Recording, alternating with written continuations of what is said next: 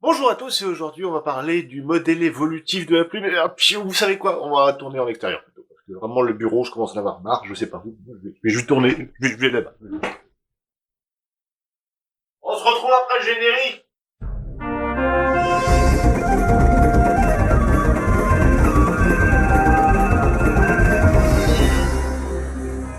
Si vous demandez à un enfant de vous dessiner une plume, il y a de fortes chances qu'il vous dessine d'abord un bâton avec des traits à côté. Ce fameux bâton central se forme à partir d'une déformation de l'épiderme, donc de la peau, c'est ce qu'on appelle le rachis, et celui-ci porte des barbes qui portent eux-mêmes des barbules, ce qui va former une aube. Et la plume s'insère dans la peau via un calamus. Ça pourrait s'arrêter là, mais il existe plusieurs types de plumes. Il y a tout d'abord les pennes, le genre de plume qu'on représente le plus souvent. Et parmi les pennes, on a les rémiges qui sont fixées aux ailes et les rectrices qui sont fixées à la queue. Si tu fais une blague sur queue, tu dégages. On a aussi des plumes sensitives, donc qui permettent de retranscrire la sensation du toucher, les filoplumes sur le corps et les vibrisses sur le crâne. Ils sont constitués donc d'un rachis et de quelques barbes. Toute cette avalanche de termes est bien belle, mais comment la plume s'est réellement formée et pourquoi? Si vous êtes familiarisé ou si vous avez déjà entendu parler de thermorégulation, alors vous doutez que les plumes, avant de servir à la parade sexuelle ou au vol, ont servi à conserver la chaleur. Du moins pour les premières plumes. Historiquement observées chez les oiseaux, puis chez les théropodes, groupe de dinosaures essentiellement carnivores, bipèdes, la plume, sous sa forme la plus primitive, autrement dit un tube creux, un rachis, aurait pu se retrouver chez tous les dinosaures, ornithischiens et saurischiens compris. Certains d'entre vous pensent même d'ailleurs qu'il aurait pu se retrouver chez tous les ornithodiras en général, c'est-à-dire dinosaures et ptérosaures compris. Mais dans le cas des ptérosaures, il s'agit d'une convergence évolutive, il s'agit ici de pycnofibres qui sont apparus en même temps que la plume chez les dinosaures et que les poils chez les mammifères. Les premières plumes fossiles attribuées à Archaeopteryx lithographica, dont la forme si proche de son contemporain Compsognathus longipes, laissa envisager aux paléontologues pour la première fois un lien direct entre les dinosaures et les oiseaux.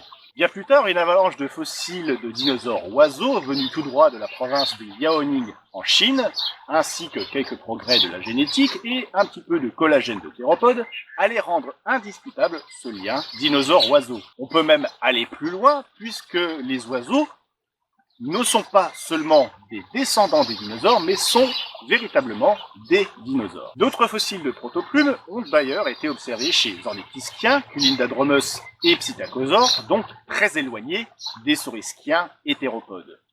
De fait, à moins qu'il s'agisse de deux structures totalement différentes, la plume serait donc apparue deux fois chez les dinosaures, à moins que, donc par parcimonie, il s'agit d'une apparition plus ancienne chez les premiers représentants des dinosaures et qu'elle soit donc commune à tous les dinosaures. On connaît cependant des restes très bien conservés de dinosaures à tel point que ceux-ci ont conservé même la peau. Et sur ces dinosaures, donc pour ne pas les citer hadrosaures, il n'y a aucune trace de plume, même pas de filament. Il est donc possible que la plume soit aussi apparue chez les premiers représentants, puis ait disparu chez d'autres, voire que ces filaments soient tellement épars, comme les poils d'un éléphant, qu'ils soient totalement absents chez les fossiles. Leur apparition fortuite coïncide avec le milieu du Trias, donc juste après la crise du Permien, qui va laisser vraiment le champ libre à une grande niche écologique et surtout aux archosaures. La disparition soudaine des thérapsides aurait pu laisser place à un nombre très important d'insectes qui auraient servi de base au régime alimentaire des premiers dinosaures, apportant dans l'organisme de ces animaux une très importante quantité de kératine. Une ou deux petites mutations plus tard et vous obtenez les premières plumes. Mais ceci n'est qu'une hypothèse pour l'instant. Ça serait sympa quand même qu'une petite expédition soit faite dans ces périodes afin de faire la lumière sur ce sujet. Par exemple, vers le Karoo, par là, au niveau du Permien, début du Trias, genre dans le coin entre Actes Science, là, avec l'autre, la Jurassique Cédric. À l'heure actuelle, on définit plusieurs stades dans le développement de la plume, sans pour autant, pour le moment, relier chaque stade à un groupe d'animaux. Ces stades ont été définis en 1999 avec le modèle de Prom et a été révolutionné il n'y a pas si longtemps, en 2008, avec la découverte d'un nouveau stade intermédiaire à partir d'une plume, découvert en Charente, en France, donc vive les dinosaures de France. À l'heure actuelle, il existe beaucoup plus d'espèces d'oiseaux que de mammifères. Le règne des dinosaures est donc très loin d'avoir disparu, mais ça saurait tarder. Des milliers d'oiseaux appartenant à plusieurs centaines d'espèces différentes sont actuellement capturés dans leur milieu naturel, en Asie du Sud-Est, dans le but d'être vendus à des particuliers friands de ces oiseaux chanteurs et qui rendent les forêts d'Asie de plus en plus silencieuses.